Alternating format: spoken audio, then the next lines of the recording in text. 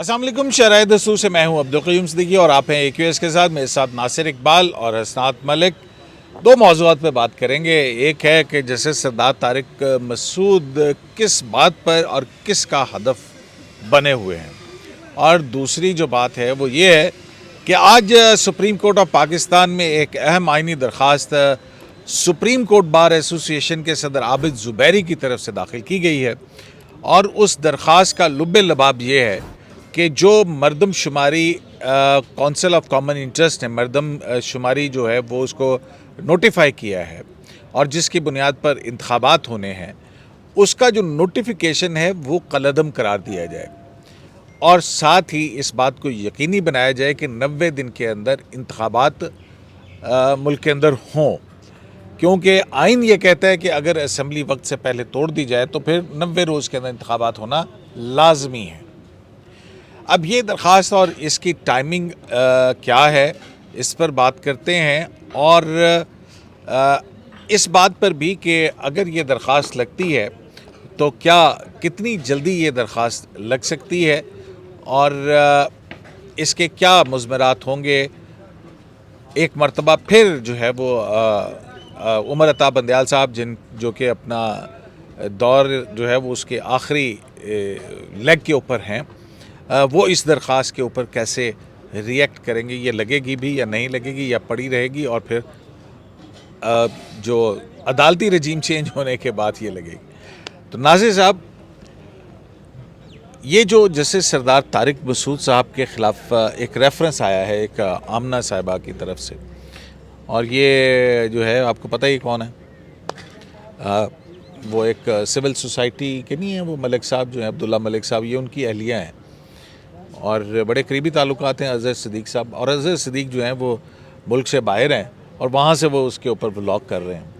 तो आपको क्या लगता है कि ये क्या है? और उससे पहले हमने देखा था कुछ दिन पहले जैसे मुज़ाहिर अली अकबर नकवी का एक ख़त मंजर आम के ऊपर आया था। आप कैसे देख रहे हैं इस सारी डेवलपमेंट को? क़य्यूम साहब, ये टाइमिंग तो बहुत इंटरेस्टिंग है क्योंकि मुझे तो ये टिट फॉर टैट वाली कहानी लग रही है। क्योंकि आपको याद होगा कि टिट फॉर टैट किस हवाले से? देखिए ना, आपको पता है कि जस्टिस सरदार तारिक मसूद साहब के पास एक पेंडिंग पड़ा हुआ है, एक सेट ऑफ कंप्लेंट्स पड़ा हुआ है पेंडिंग, जिसमें उन्होंने चीफ जस्टिस साहब ने उनको भेजा था, उनसे ओपिनियन मांगी थी कि क्या ये एक रेफरेंस कुछ आप हमारे नाज़रीन की माइंड को रिफ़्रेश करने के लिए बताएंगे वो कंप्लेंट क्या थी? वही मैं बता रहा हूँ, वही उसी तरफ आ रहा था। अच्छा। एक सेट ऑफ कंप्लेंट्स, मतलब पाकिस्तान बार काउंसिल की तरफ से भी कंप्लेंट्स आई थी। एक जर्नलिस्ट कम लॉयर हैं दाऊद साहब, मियाँ दाऊद, उनकी तरफ से भी सबसे पहले उनकी तरफ से आई थी एक कंप्लेंट। ये आई थी जस्टिस मुज़ाहिर अली अकबर नकवी साहब के ख़िलाफ़, जो जस्टिस सुप्रीम कोर्ट के जज हैं। और उसमें बेसिकली उन्होंने ये कहा था कि इनकी प्रॉपर्टीज़ के हवाले से था कि जी उन्होंने कुछ प्रॉपर्टीज़ ख़रीदी, उनकी डिक्लेरेशन, मतलब बड़ी लंबी चौड़ी उसमें एलिगेशंस हैं और वो प्रॉपर्टीज़ कम दिखाई गई हैं, उनकी वैल्यू ज़्यादा है, इस तरह की चीज़ें। फिर उसमें पाकिस्तान बार काउंसिल भी शामिल हो गए। फिर उस पर Sindh High Court Bar Association की तरफ से भी कंप्लेंट आ गई, जिसमें उन्होंने फोकस चेंज कर दिया। उन्होंने बेसिकली ये कहा कि जो मुशर्रफ के ख़िलाफ़ जो स्पेशल कोर्ट ने डिसीजन दिया था, जिस पे उन्होंने ये कहा गया था कि हाई ट्रीजन का केस था, उसको जनरल परवेज़ मुशर्रफ को सज़ाए मौत दी थी संगीन गद्दारी केस में, कि उन्होंने आइन के खिलाफ मतलब सबोताज किया।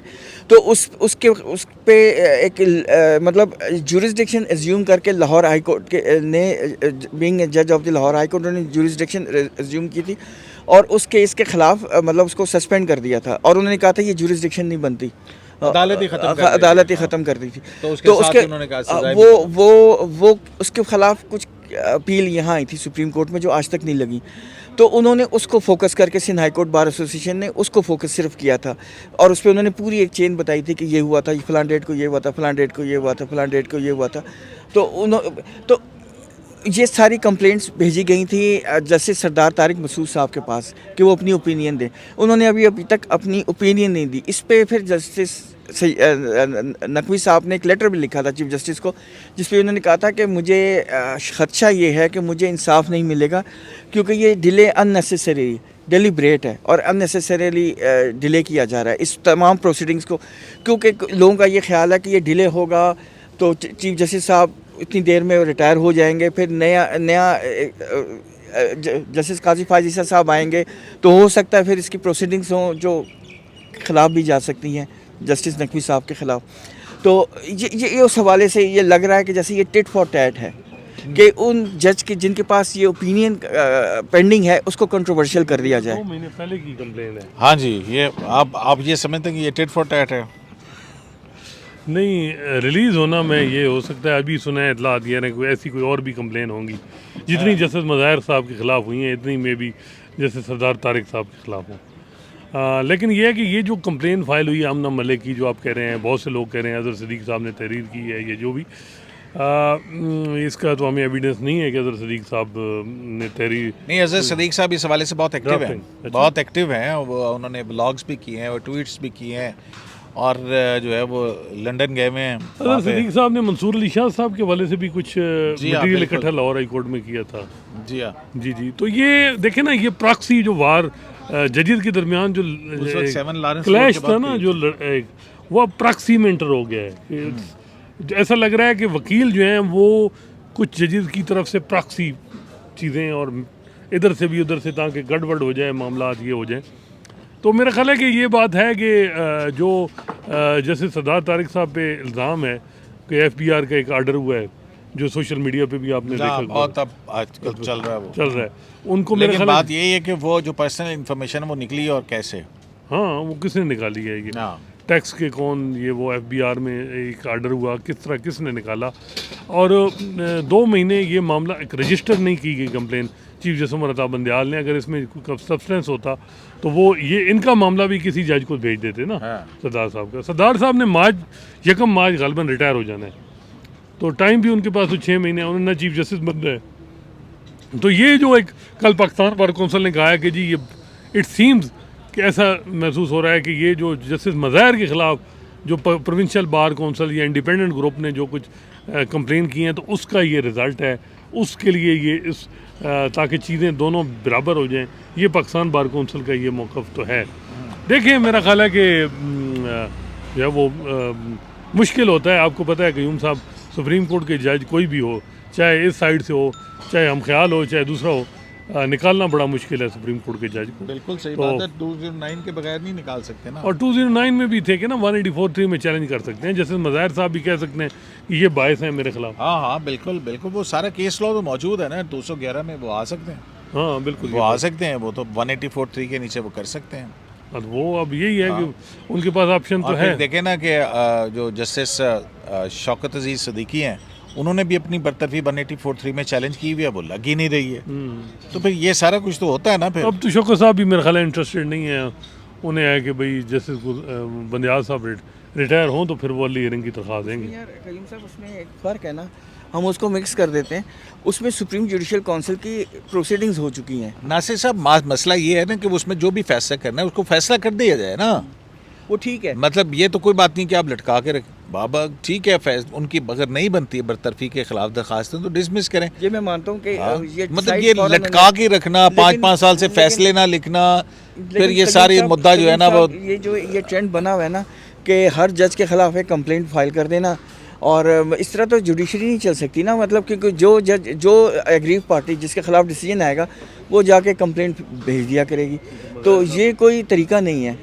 और दूसरी बात ये कि जजेस को भी नहीं। नासिर साहब देखें, जुडिशरी का जो एहतसाब का निज़ाम है ये तभी अहम है ना कि इसी से अगर जुडिशरी अपना एहतसाब करेगी तो जुडिशरी के लेकिन ऊपर वो- लोगों का एतमाद का इजाफा ही होगा ना। लोगों का एक क़य्यूम एतमाद साहब उस वक्त आपकी होता है। थ्योरी है कि भाई ये एक छोटी सी बात कर लूँ, बाहर जैसे जापान है या दूसरे ममालिक में होता है, जब जजेस की अपॉइंटमेंट हो रही होती है तो उस वक्त इनवाइट किया जाता है वो किसी अमेरिका के अंदर जो- जापान में लेकिन वो भी तो है। वहाँ पे तरीकाकार हाँ, मुख्तलिफ है। उसमें ये है कि आप इनवाइट करते हैं कि अगर किसी को इख्तिलाफ है तो बताएं, लेकिन जब अपॉइंटमेंट हो जाती है ना फिर कोई इख्तिलाफ बर्दाश्त नहीं किया जाता, फिर वो एज ए जज काम करते हैं। देखें, वो एक आपकी थ्योरी है कि अकाउंटेबिलिटी सुप्रीम कोर्ट की देखें कैसे हो रही है। अगर ये आपस में ग्रुप ना होते तो गुडी जो आप कहते हैं कि अगर होता तो ये जो एक दूसरे की चीज़ें जो हैं बाहर निकल रही हैं ना, वो तो हम फिर जो भी है कि इधर से भी आ रही हैं, उधर से मज़ाहिर साहब की भी आ रही हैं, या किसी और जज की भी आ रही हैं कि जी कोई और भी मामलात अभी खुलेंगे, तो इधर से भी फिर आएंगे।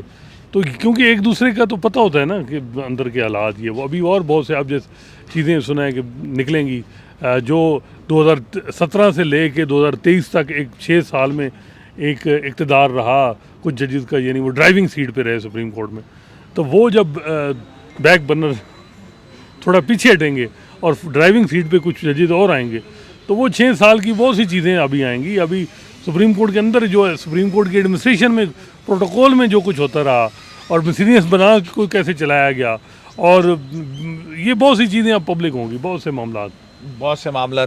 तो नासिर साहब, ये जो आपको क्या लगता है कि अगले दिनों के अंदर जैसे उमर अताब बंदियाल साहब के जाने के बाद आपको अदलिया किस तरह की अदलिया नज़र आती है? वैसे नहीं, देखें कयूम साहब, जब चेंज ऑफ गार्ड होता है तो बहुत सी चीज़ें चेंजेस होती हैं। मेरा ख्याल में कि सुप्रीम कोर्ट मज़ीद एक्टिव हो जाएगी, और आपको पता है पेंडिंग केसेस वैसे ही बहुत ज़्यादा हैं, तो वो बहुत सारे जल्दी केसेस लगना शुरू हो जाएंगे, उसमें इंपॉर्टेंट केसेस भी लगेंगे। और मेरी उम्मीद है कि जो बहुत सारे केसेस जो नहीं लगे, बहुत इंपॉर्टेंट केसेस जैसे इंटर्नमेंट सेंटर हो गए या मिसिंग पर्सन के केसेस हो गए, ये बड़े सेंसिटिव केसेस हैं और असल फंडामेंटल राइट्स इनमें इन्वॉल्व हैं।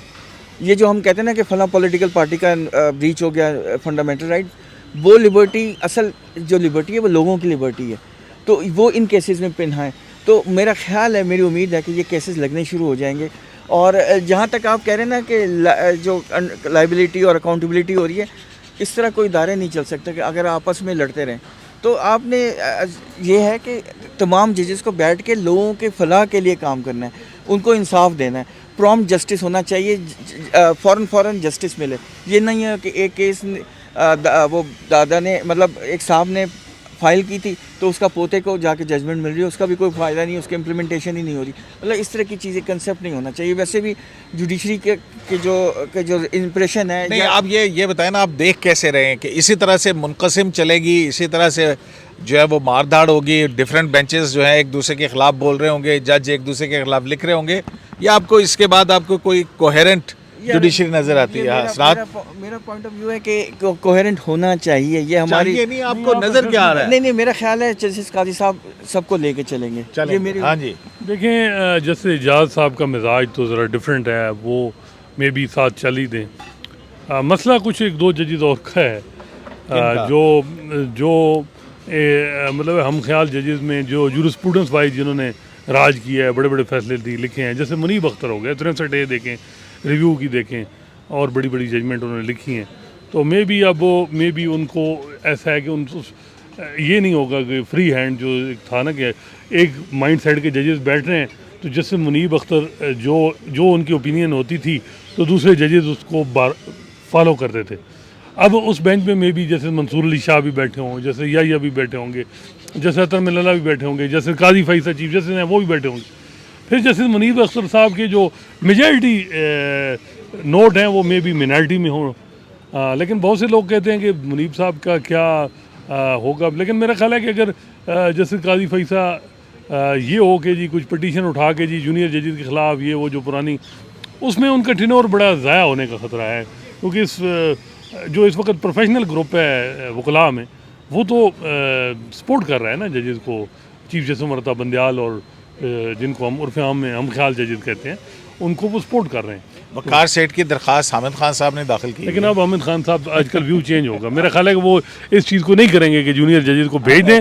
वो अब अच्छा, ये हाँ बात छोटी सी, देखें ये टॉप जुडिशरी है, इसमें लाइक माइंडेड जजेस नहीं चलते, इसमें इंडिपेंडेंट जजेस चलते हैं। आप ये नहीं एक्सपेक्ट कर सकते हर जज एक ही लाइन पे चलेगा, हर एक का अपना इंडिपेंडेंट माइंड है, हर एक ने अपने तरीके से जजमेंट देनी है या सोचना है। आप गोलमोल जवाब ना दें, आप बताएं कि ये इसी तरह से ये फ्लाइट ट्रबलेंट रहेगी या स्मूथ सेल होगी? है सबूत होनी चाहिए, ये एक्सपेक्टेशन है। वो हो चाहिए तो मेरे नाज़िर साहब चाहिए तो ये भी है कि जनाब मनो सलवा उतर जाए। ये कोई बात है करने में नहीं, आप दाई हैं इस सुप्रीम कोर्ट की, आपको पता एक एनालाइज कर सकते हैं आप, आपके सामने सारी सूरत हाल है कि यार ये मुझे ट्रबलेंट फ्लाइट लग रही है, मुझे तो लग रही है। नहीं, देखें टर्बुलेंट हम सबको नज़र आ रही है, लेकिन ये मेरी एक्सपेक्टेशन है कि नहीं होनी चाहिए।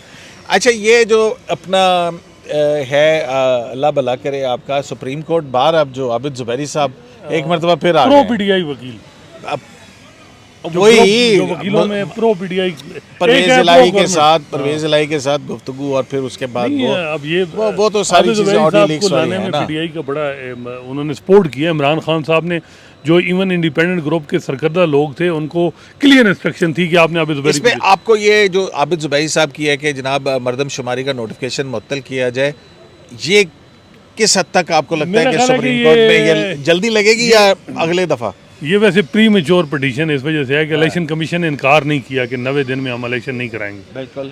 जब तक इलेक्शन कमीशन के पास नहीं, लेकिन कल वो एक तो कहते हैं कि जी ये मरदमशुमारी का notification council of common interest का, इसको आप मुअत्तल कर दें। अब ये कैसे हो सकता है? ये तो पॉलिसी मेकिंग के अंदर नहीं आता। देखें वही मैं कह रहा हूँ कि उसका तब हो कि इलेक्शन कमीशन का क्या व्यू है। अगर प्रीएम्प्ट करके जैसे बंदयाल साहब इसको लगवाएंगे पिटीशन को, तो वो मेरा ख्याल है ऑलरेडी जो हो चुका है फिर वो डैमेज होगा।